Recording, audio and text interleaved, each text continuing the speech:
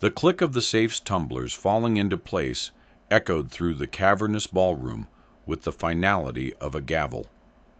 Alastair Finch, a man whose net worth was discussed in the same hushed tones as the GDP of a small nation, felt a familiar, satisfying surge of control.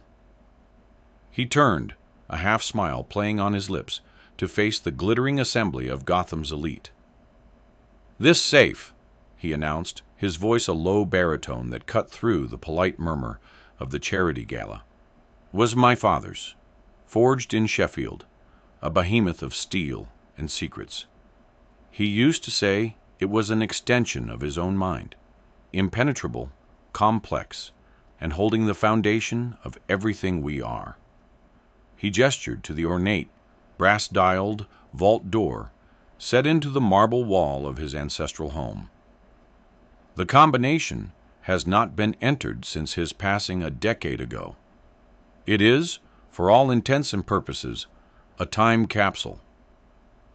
A ripple of intrigued whispers went through the crowd. This was classic Alastair, a display of power wrapped in a veneer of sentiment. But as he scanned the faces, his gaze snagged on a small figure near the back, a girl from the St. Jude's Orphanage group, this year's beneficiaries. She had wide, curious eyes, and was staring not at him, but at the safe's dial, her head tilted as if listening to a song only she could hear. He was about to dismiss her when she took a tentative step forward, her small voice barely a whisper, yet it carried an impossible weight. I think I know the song." Alastair's smile froze. Before he or his security could react, the little girl, whose name tag read Lily, had slipped through the velvet ropes. She reached out a small, trembling hand, her fingers hovering over the cold brass dial. And then she began to turn it. Left, right, a soft click, right again. It was a sequence that made no sense, a chaotic dance of numbers. Alastair's head of security, Marcus, started to move, but Alastair raised a single, silencing finger. Let the child have her moment. The futility would be a lesson in itself. But then came the final, resonant clunk, a sound of release, a sound he hadn't heard in 10 years. The great groaning weight of the steel door swung inward an inch, breaking a seal of dust and time. A collective gasp swept the room.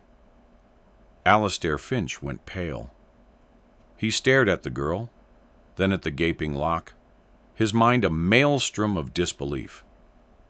Every reporter's camera flashed, capturing the moment a billionaire's world was cracked open by a 10-year-old orphan.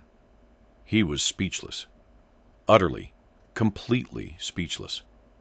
Because that combination, that precise, impossible sequence, was a melody only one other person on earth had ever known. His father. The silence in the ballroom stretched, thin and fragile, before shattering into a cacophony of frantic whispers and camera shutters. Alastair felt as though the floor had dropped away, leaving him suspended in a state of vertiginous shock. His mind, usually a fortress of logic and calculated probabilities, was a ruin. He saw Marcus, his ever-stoic head of security, looking at him with wide, questioning eyes, his hand instinctively resting on the holstered weapon beneath his tuxedo jacket. The press, a pack of well-dressed wolves, surged forward, their questions a barrage of noise. "Mr. Finch, how is this possible? Who is this girl? What's inside the safe?" Alastair couldn't answer. He couldn't even breathe. He just stared at the child. Lily. She stood before the open vault, seemingly oblivious to the storm she had unleashed. She was looking inside with an expression of simple, unadulterated curiosity, as if she'd just opened a particularly interesting music box. He pushed through the throng, his movements stiff, robotic. The scent of expensive perfume and champagne was suffocating. He reached the safe, his hand trembling slightly, as he pushed the heavy door further open. The interior was not filled with gold bars or bearer bonds, as the gossips had always speculated. It was sparse. On a velvet-lined shelf sat a small, intricately carved wooden bird, its wings outstretched as if in mid-flight. Beside it was a stack of yellowed letters tied with a simple twine ribbon, and a single leather-bound journal. That was it. The foundation of the Finch empire was a wooden bird and a pile of old paper. The absurdity of it was a physical blow. He finally found his voice, a ragged edge to its usual smoothness. "Who are you?" he directed at the girl, his tone harsher than he intended. Lily flinched and stepped back, her wide gray eyes clouding with fear. She looked small and frail in her simple, donated party dress, a stark anomaly in this world of silk and diamonds. Mrs. Gable, the director of St. Jude's, hurried forward, her face a mixture of apology and alarm. "Mr. Finch, I am so terribly sorry. Lily, come here." She wrapped a protective arm around the girl's shoulders. "She's just a child. She doesn't always. She gets lost in her own world sometimes." Alistair ignored her. His focus was entirely on Lily. "The code," he said, forcing the words out. "How did you know the code?" Lily shrank behind Mrs. Gable, but her small voice was clear. "It's the tune," she whispered, her eyes darting to a small, worn silver locket around her neck. "From my music box. It plays the same song." Before he could demand to see this music box, Marcus was at his side, his presence a reassuring block of solidity. "Sir, we need to clear the room. Now!" He spoke into his wrist communicator, and a team of security guards materialized, forming a human wall between Alistair and the clamoring guests. They began to gently but firmly herd the stunned crowd out of the ballroom, their protests and questions swallowed by the closing doors. In moments, the vast space was empty, save for Alistair, Marcus, Mrs. Gable, and the child who had just dismantled a decade of certainty. Alistair's legs felt weak. He leaned against the cool marble surrounding the vault, the carved bird in his hand. It was impossibly light, crafted from a soft wood, every feather etched with painstaking detail. It was not the work of his father, a man who could command boardrooms but couldn't hammer a nail straight. The wood was warm, or maybe it was just the heat of his own skin. He looked at the journal. His father's blocky, impatient script was on the cover. AF. Personal. He had never seen it before. His father had been a man of ledgers and contracts, not journals. He felt like an intruder in his own home, a stranger to his own history. "I want to see the music box," he said, his voice now flat, devoid of emotion. Mrs. Gable nodded nervously. "Of course, Mr. Finch. It's back at the orphanage. It's her only possession from her parents." Alistair's jaw tightened. "Marcus, you'll go with them. I want that music box, and I want a full background report on this child. Parents, place of birth, everything. I want to know how she came to be at St. Jude's." He looked at Lily, whose face was now buried in Mrs. Gable's dress. "And I want her to stay here tonight, in a guest room. She doesn't leave my sight." Mrs. Gable opened her mouth to object, but the look in Alistair's eyes silenced her. It was the same look that had made corporate raiders tremble, a gaze of non-negotiable, absolute authority. She simply nodded, her hand stroking Lily's hair. Alistair turned back to the safe's contents. He untied the twine on the letters, his fingers feeling clumsy. The top letter was addressed to his father, Arthur Finch. The return address was a simple post office box in a part of the city he didn't recognize. The handwriting was elegant, a flowing cursive that was the complete opposite of his father's scrawl. He unfolded the brittle paper. The date was over 30 years ago. "My dearest Arthur," it began. "The prototype is complete. It sings, my friend. It truly sings. I have enclosed the final design schematics. I know your investors are getting restless, but genius cannot be rushed. Tell them to be patient. What we are building will change everything. On a personal note, Elena and I have chosen a name. If it's a girl, she will be Liliana. Lily for short. I have already carved her a bird for her crib, and I am composing a lullaby for her. A simple tune, but it is hers. I've written out the notes for you on the back. It's our little secret, a code between brothers. Yours in invention and friendship, David." Alistair's blood ran cold. He flipped the letter over. There, sketched in faint pencil, was a short musical staff with a sequence of notes. Below them, written in the same hand, was a series of numbers. He stared at them, his heart hammering against his ribs. It was the combination, the exact sequence. Liliana. Lily for short. He looked over at the trembling child, and for the first time in his life, Alistair Finch felt the terrifying, gut-wrenching sensation of a world he thought he knew completely dissolving around him. He wasn't in control. He hadn't been for a very long time. The guest suite was an exercise in opulent neutrality. Decorated in shades of cream and beige, it was designed to be luxurious without being personal, a place for temporary, high-value visitors. To Lily, it was like stepping into a cloud.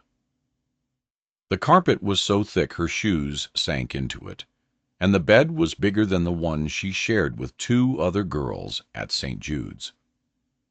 A silent, grim-faced woman in a maid's uniform had brought her a pair of silk pajamas that felt like water against her skin. Alistair had ordered a tray of food for her, tiny sandwiches with the crusts cut off, a bowl of strawberries and cream, a glass of milk in a crystal tumbler. It was the kind of food she had only ever seen in books. She sat on the edge of the enormous bed, too frightened to eat, clutching the silver locket around her neck. It was cool and smooth and familiar, the only solid thing in this strange, silent palace. The door opened, and Alistair Finch walked in. He had taken off his tuxedo jacket and tie, and his white shirt was open at the collar. He looked less like a billionaire, and more like a man who had just received very bad news. He didn't speak for a long moment, simply stood there, watching her.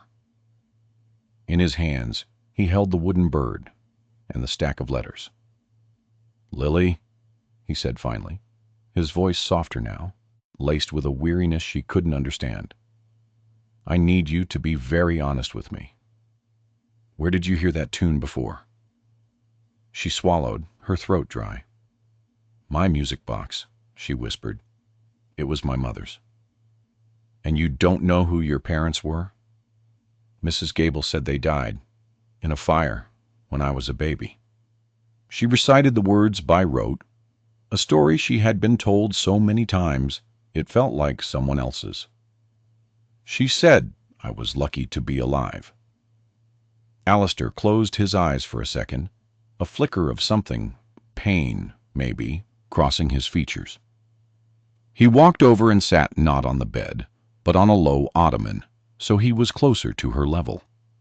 It was a calculated move, meant to be disarming, but his intensity still filled the room.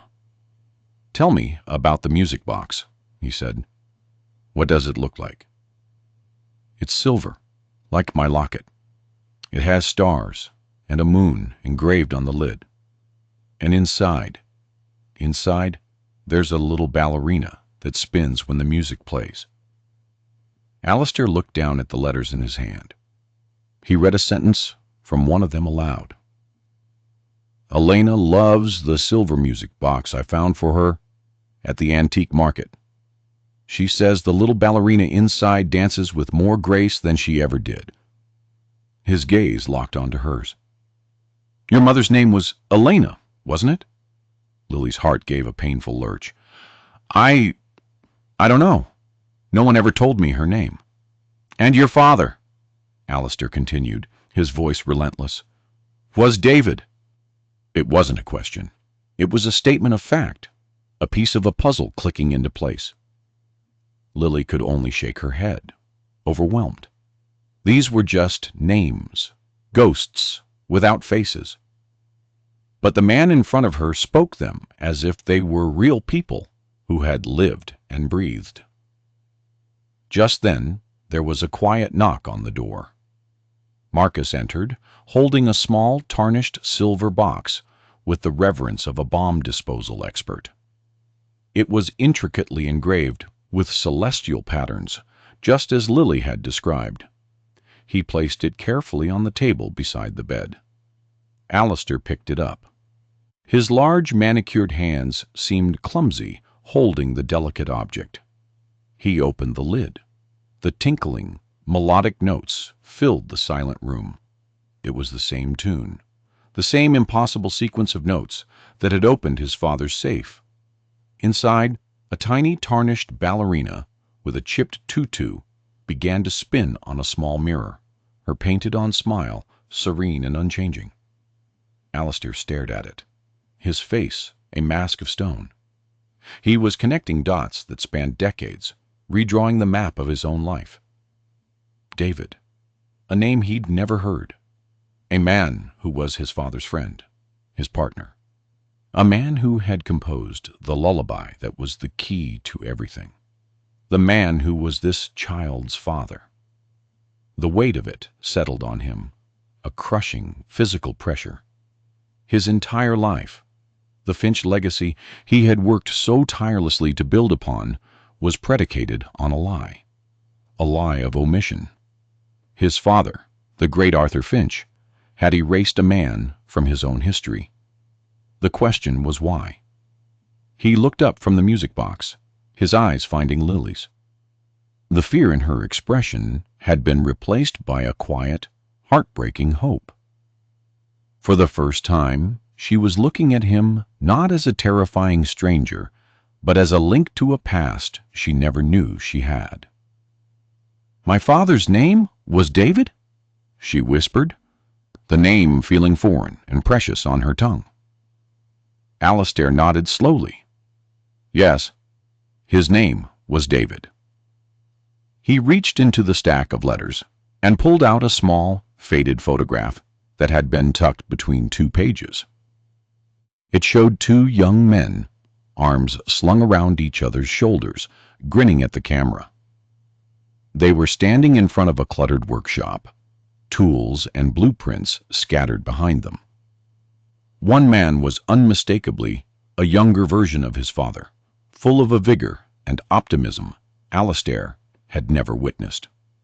The other man had a kind, intelligent face and laugh lines around his eyes. He was holding a small, carved wooden bird. This was your father, Alistair said, his voice thick with an emotion he couldn't name. He handed the photograph to Lily.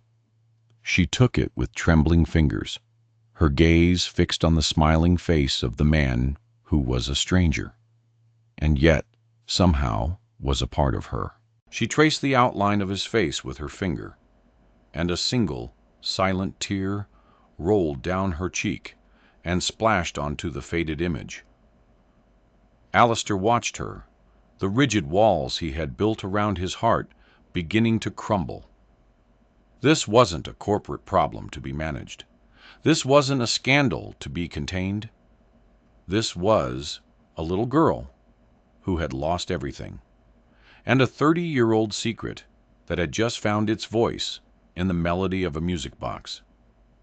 He spent the rest of the night in his father's study, a room he had preserved exactly as it was the day he died. He'd always seen it as a shrine to a great man. Now it felt like a crime scene. With the letters and the journals spread out on the massive mahogany desk, he began to read. He read about two brilliant young men, Arthur Finch, the business prodigy, and David Seraphin, the visionary inventor and craftsman. They had met in college and bonded over a shared dream, to create things that were not only functional, but beautiful, to build a company founded on innovation and integrity. The letters painted a vibrant picture of their friendship. They were more than partners. They were brothers. David was the soul of the operation, the genius who could coax wonders from wood, wire, and steel. Arthur was the strategist, the one who could navigate the cutthroat world of finance and turn David's dreams into a marketable reality. Finch Industries, it turned out, wasn't built by one man. It was built by two. Alastair read about the late nights in the workshop, the triumphs, the failures, the excitement of their first major contract.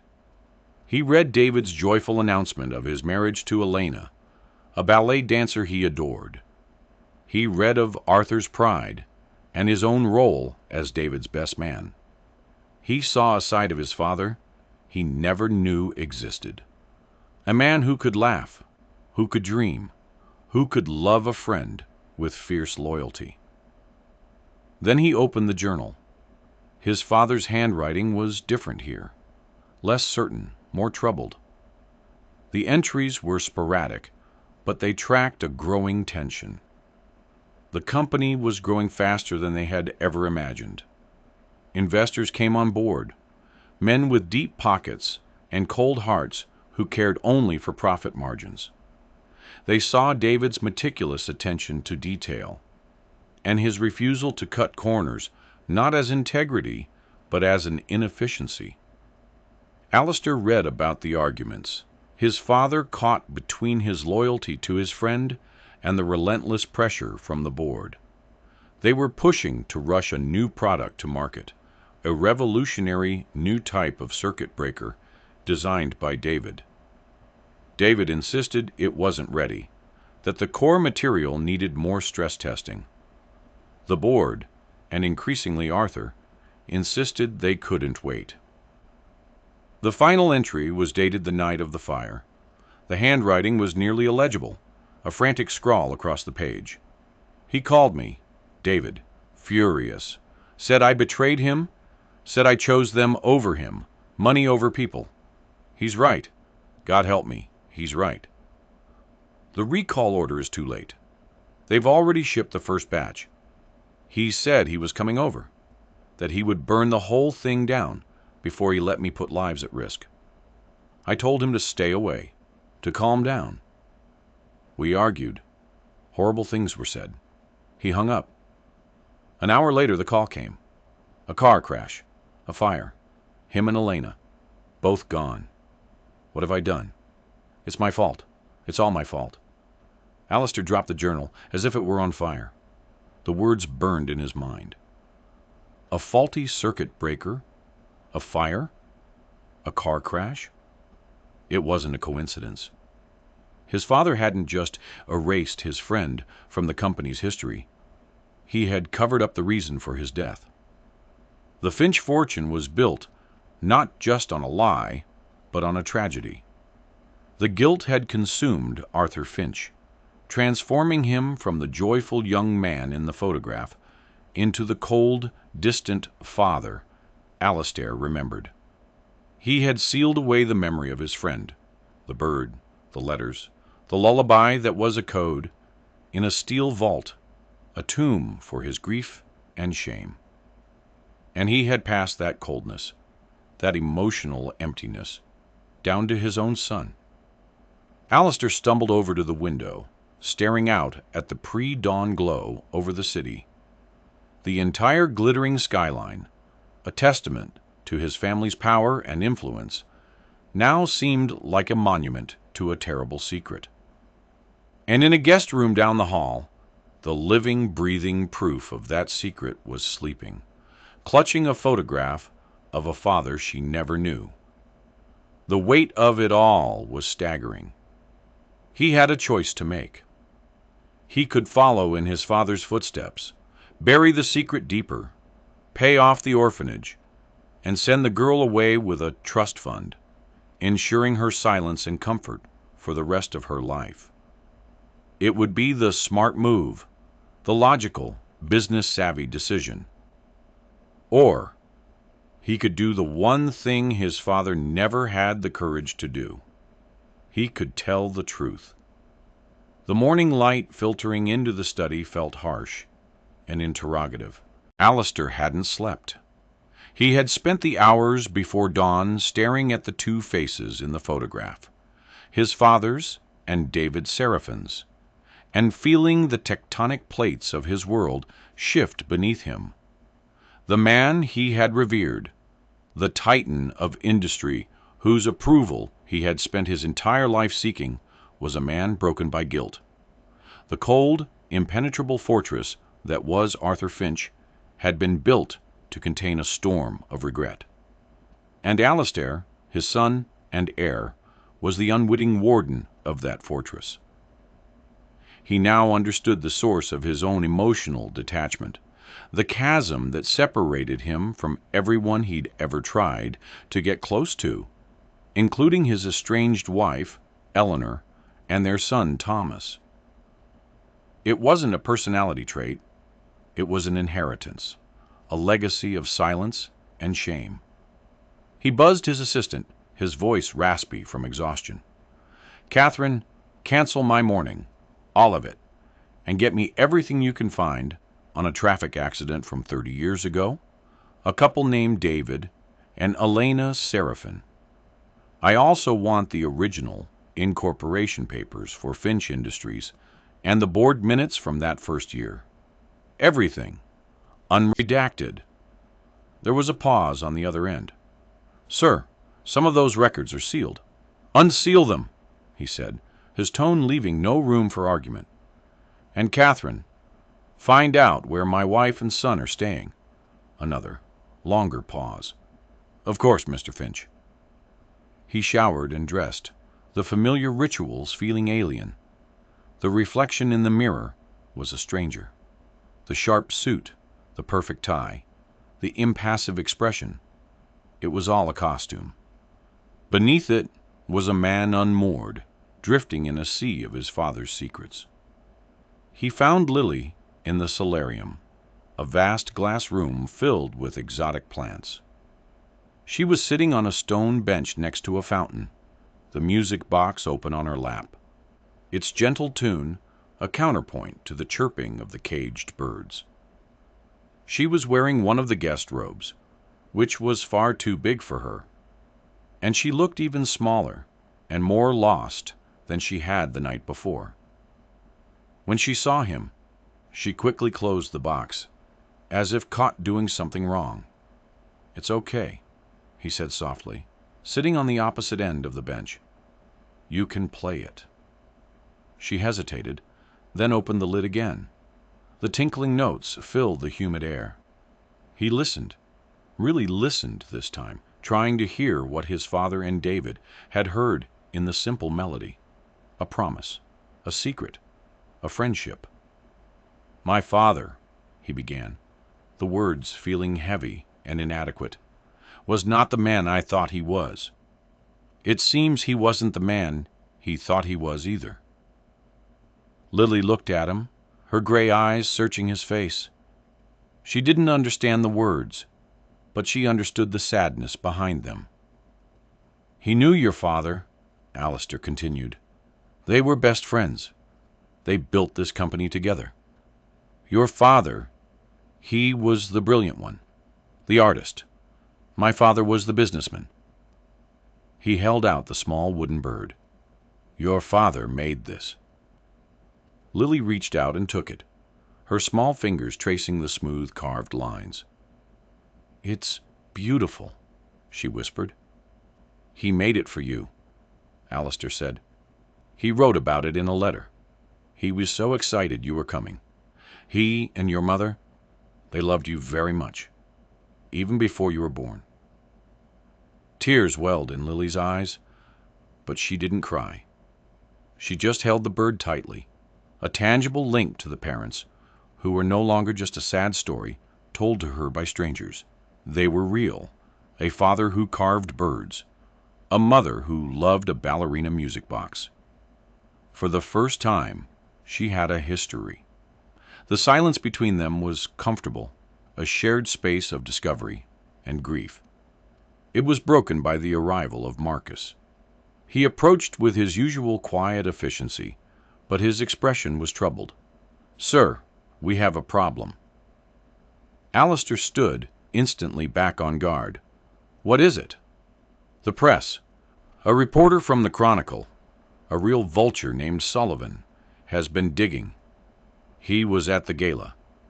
He's been camped outside the orphanage all morning, asking questions about Lily.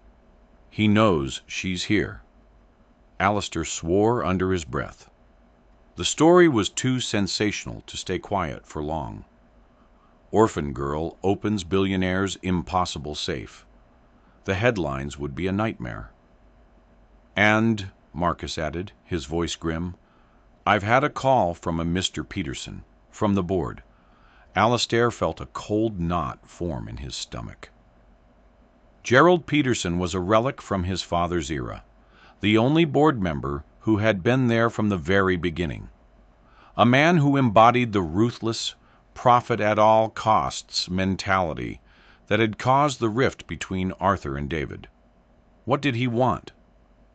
He said he heard there was a minor incident at the gala and wanted to offer his full support in managing any potential public relations fallout. He also asked, very specifically, about the name Seraphin. The threat was clear. Peterson knew he must have been one of the investors who had pushed to silence David. He had been a party to the cover-up for 30 years, and he would not let some orphan girl threaten the company now. "He knows the truth," Alistair said, more to himself than to Marcus. "He's not offering support. He's issuing a warning." Marcus nodded. "That was my read as well, sir. He's reminding you of what's at stake." Alistair looked from Marcus's grim face to Lily, who was watching them with wide, frightened eyes, clutching the wooden bird to her chest. He saw the two paths laid out before him with stark clarity. The path of his father, silence, containment, the preservation of the empire at any cost. And the other path, the one his father had been too afraid to take, the truth. "Get Catherine on the line," Alistair said, his voice hard as steel. "Tell her to schedule a press conference for this afternoon at Finch Tower." Marcus raised an eyebrow. "Sir, what should I tell her is the topic?" Alistair looked at Lily, at the embodiment of a 30-year-old debt. "Tell her the topic is the past," he said, "and the future." He then turned to his head of security. "And Marcus, get a car ready. I have to go and see my son." The drive to the small, unassuming suburban house felt longer than any transatlantic flight he had ever taken. This was Eleanor's world now, a world of quiet streets, manicured lawns, and a life deliberately constructed to be as far from the shadow of Finch Tower as possible. He hadn't been here in over a year. Their separation had been a thing of quiet, civilized frostbite. No screaming matches, no public drama. Just a slow, painful freezing of a love that had died from neglect. He had been a husband in name only, married to his work, to the legacy of a father he was now realizing he never knew. He saw Thomas first, a lanky 14-year-old shooting hoops in the driveway. His heart constricted. The boy had his mother's gentler features, but his own stubborn jawline. A jawline he rarely saw, as Thomas usually refused to even look at him. Thomas saw the black town car, and his movements faltered. He stopped dribbling the ball, his face setting into a familiar mask of sullen resentment. Alistair got out of the car. "Thomas." The boy didn't answer, just glared at him. "What do you want?" "I need to talk to you, to your mother." "She's not here," Thomas said quickly, a little too quickly. "Go away." "Thomas, it's important." "Everything's important to you," the boy shot back, his voice cracking with adolescent anger. "Meetings are important. Contracts are important. The stock price is important. Your family? We're just something you schedule in when there's a cancellation." The words were a direct hit, and they were true.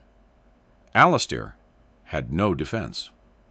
Before he could respond, the front door opened. Eleanor stood there, wiping her hands on a dish towel. She was still beautiful, but there were fine lines of worry around her eyes that he had helped put there. Her expression was not of anger, but of a deep, profound weariness. "Alistair, what are you doing here?" "I need to talk to you, El. Please." He looked from her to their son. "To both of you." She hesitated, then gave a slight nod.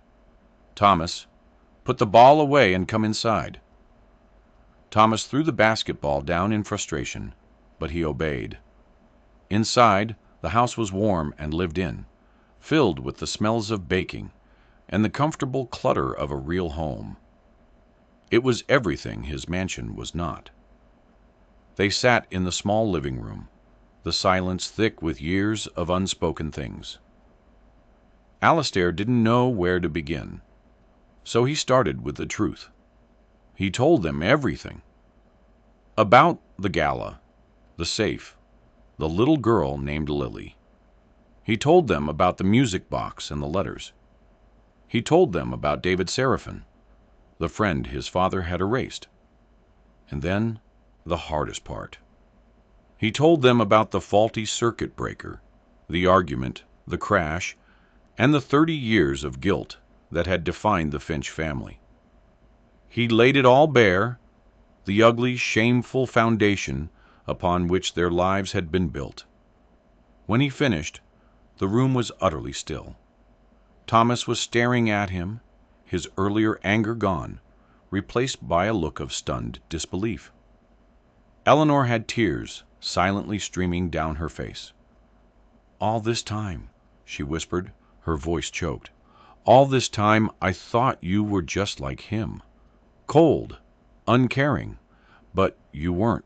You were just living in his shadow, a shadow that was so much darker than either of us knew." He finally met her eyes, and for the first time in years, he didn't see disappointment. He saw understanding. He saw a flicker of the woman he had first fallen in love with. "I was," he admitted, his own voice hoarse. "I was becoming him.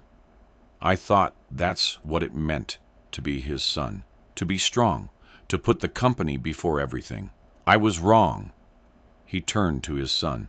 "Thomas, I know I have been a terrible father. I have missed birthdays, games, your entire life, practically. I hid behind my work because it was easier than facing the fact that I didn't know how to be the man you needed me to be. The man my own father never was for me. I can't take back the time I've lost, but I can try to be better, starting today." Thomas just stared at him, his mouth slightly open. He looked at his mother, who gave him a small, encouraging nod. "There's a girl," Thomas said finally, his voice quiet. "At the mansion? The one who opened the safe?" Alistair nodded. "Her name is Lily. She's all alone." "What are you going to do?" Eleanor asked softly. "I'm holding a press conference this afternoon," he said, taking a deep breath. "I'm going to tell the world the truth. I'm going to acknowledge David Seraphin as the co-founder of Finch Industries. I'm going to announce the creation of the Seraphin Foundation, dedicated to helping children like Lily. I'm going to make it right." Eleanor reached across the coffee table and took his hand. Her touch was hesitant at first, then firm. "That will be the end of the company as you know it, Alistair. Peterson and the old guard on the board will tear you apart. The stock will plummet. The scandals—" "Let them," he said, squeezing her hand. "Some things are more important than the stock price. My father spent his life building an empire on a foundation of lies. I'd rather preside over the ruins of an honest company than rule a gilded cage. It's time to break the cycle." He stood up, feeling a lightness he hadn't felt in his entire adult life. It was the freedom of a man who had finally decided to stop running. "I have to go, but I wanted to ask if you would both come, stand with me." Eleanor looked at Thomas, a silent question passing between them. The boy looked at his father, truly looked at him, for what felt like the first time. He saw not the intimidating billionaire, but a man who was flawed and broken, and trying, finally, to piece himself back together. Thomas stood up. "Yeah," he said, a ghost of a smile on his face. "Yeah, Dad, we'll be there." The press room at Finch Tower was a feeding frenzy. Every major news outlet was there, the room packed with journalists, photographers, and camera crews, all buzzing with speculation. The rumors had been flying all day. A security breach, a corporate scandal, a hostile takeover. No one knew what was coming, but they knew it was big. Alistair stood in the wings, his hands clasped behind his back to stop them from shaking. Beside him, Lily stood quietly, holding his hand. She was wearing a simple new dress he'd had his assistant buy, and her hair was tied back with a ribbon. She looked terrified but resolute. On his other side stood Eleanor and Thomas. Their presence was a silent, powerful statement, a physical manifestation of his reclaimed priorities. Marcus gave him a nod. "They're ready for you, sir." Alistair took a deep breath and walked onto the stage, the sudden explosion of flash bulbs like a volley of gunfire. He led Lily to a chair, set slightly behind the podium, then stood before the sea of microphones, Eleanor and Thomas taking their places behind him. He looked out at the expectant faces and saw Gerald Peterson in the front row, his expression a mixture of smugness and menace. Peterson thought he had won, that this press conference was a desperate attempt at damage control. He was about to be very disappointed. "Thank you all for coming on such short notice," Alistair began, his voice steady and clear, amplified throughout the room. "I know there has been a great deal of speculation following the events at my home last night. I am here today to end that speculation. I am here to tell you the truth." He paused, letting the words hang in the air. "For my entire life, I believed that Finch Industries was founded by one man, my father, Arthur Finch. I, like all of you, was wrong." A shocked murmur rippled through the room. Peterson's smug expression faltered. "The company was founded by two men, two friends, two brothers. My father, Arthur Finch, and a brilliant, visionary inventor named David Seraphin." He gestured to the large screen behind him, and the faded photograph of the two young men appeared, 10 feet high. David Seraphin was the heart and soul of this company. His genius is in the DNA of every product we have ever made. Yet his name does not appear on any of our buildings or in any of our official histories. He was deliberately and wrongfully erased. The room was now completely silent, the journalists scribbling furiously in their notebooks. 30 years ago, Alistair continued, his voice tight with emotion, David and his wife, Elena, were tragically killed. For decades, their deaths were believed to be an accident. This was also a lie. Their deaths were the result of a faulty product that our company, under pressure from its early investors, rushed to market against David's explicit warnings. My father, consumed by grief and guilt over the death of his friend, covered it up. He spent the rest of his life trying to atone by building an empire, but he did so on a foundation of shame and silence. He looked directly at Peterson, whose face had gone ashen. That silence ends today. He took another breath, his gaze sweeping the room. Last night, my father's safe was opened. The combination was a lullaby, a melody known only to my father and his friend. And the person who opened it was this young lady. He gently guided Lily forward to stand beside him. This is Liliana Seraphin. She is David and Elena's daughter. She is the sole survivor of that tragedy, and for the past 10 years, she has been a ward of the state, living at the St. Jude's orphanage, unaware of her own history or her own legacy. The cameras swiveled to Lily, their flashes merciless. She flinched, and Alistair put a protective arm around her. Effective immediately, I am announcing the formation of the Seraphin Foundation, to be endowed with 20% of my personal shares in Finch Industries. Its first act will be to provide lifetime funding and a new, state-of-the-art facility for St. Jude's. Its ongoing mission will be to advocate for and support orphaned and at-risk children everywhere. He wasn't finished. Furthermore, I am petitioning the board to officially recognize David Seraphin as a co-founder. His name will be restored.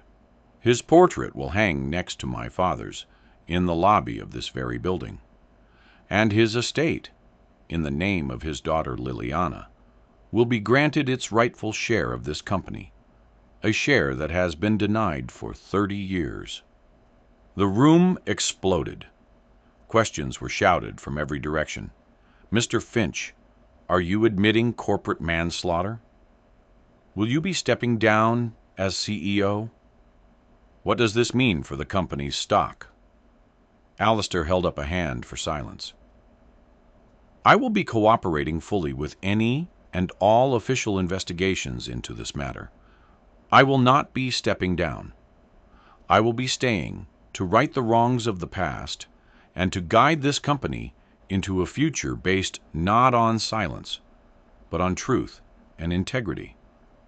As for the stock, he said, a grim smile touching his lips, it will likely fall.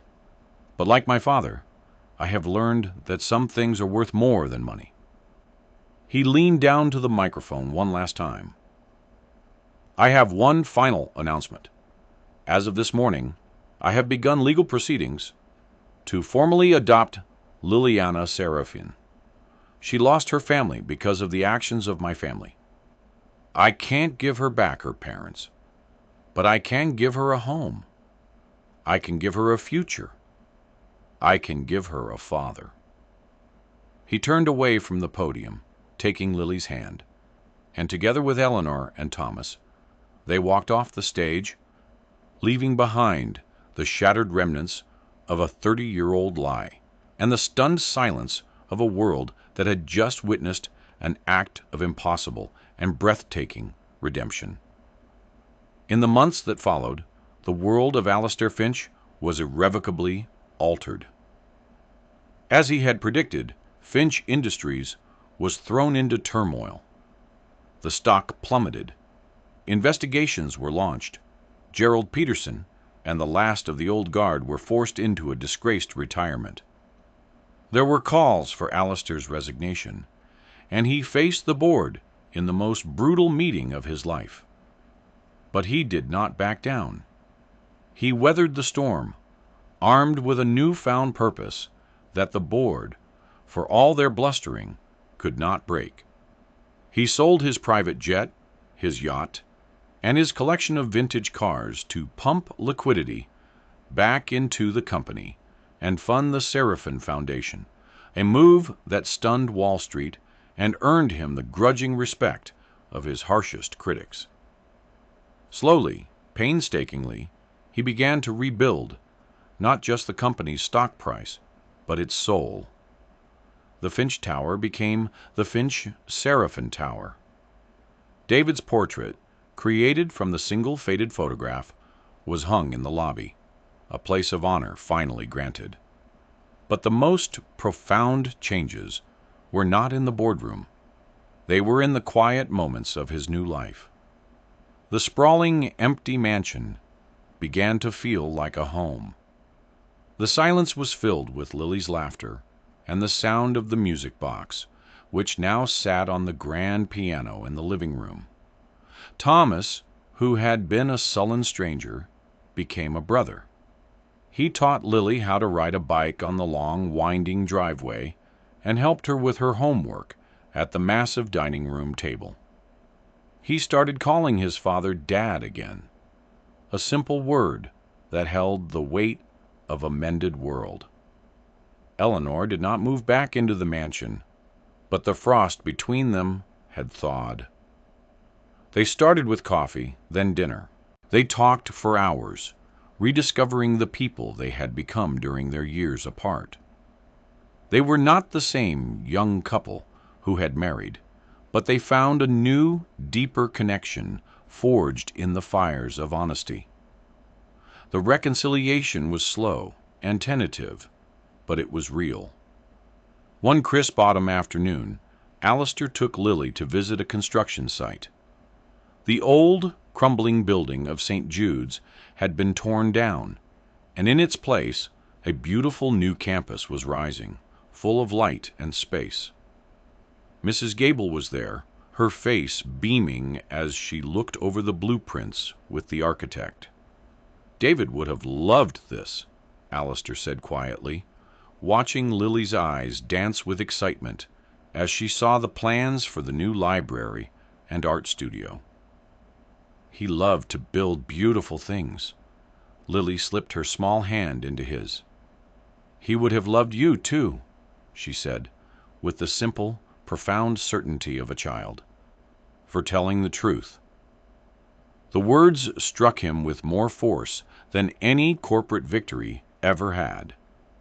In that moment, standing on the ground where his family's second chance was being built, he finally felt free from the ghost of his father. He was no longer just Arthur Finch's son, the heir to a tainted legacy. He was Lily's father. He was a man defined not by his net worth, but by his choices. Later that evening, the four of them, Alistair, Eleanor, Thomas, and Lily, were gathered in the living room. A fire crackled in the hearth, casting a warm glow on their faces. Lily was showing Eleanor the wooden bird her father had carved, and Thomas was trying to pick out the music box tune on the piano, his clumsy attempts filling the room with laughter. Alistair watched them, a feeling of pure, unadulterated peace settling over him. He had lost a fortune and a reputation, but he had gained a family. He had unearthed a terrible secret, but in doing so, he had found the truth of who he was meant to be.